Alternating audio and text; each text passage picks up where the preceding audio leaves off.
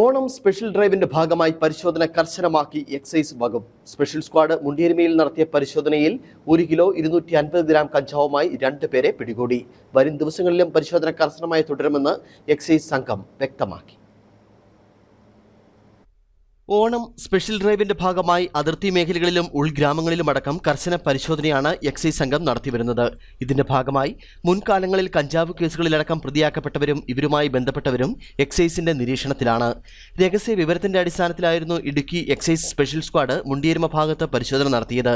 ഇവിടെ നിന്നുമാണ് 1 kilo 250 gram കഞ്ചാവുമായി 2 പേർ പിടിയിലായത്.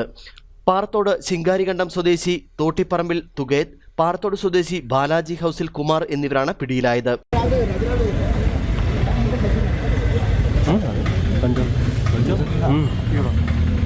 Excise special squad circle inspector Ranjith കുമാറിന്റെ നേതൃത്വത്തിലുള്ള സംഘമാണ് പ്രതികളെ കഞ്ചാവ് സഹിതം പിടികൂടിയത്.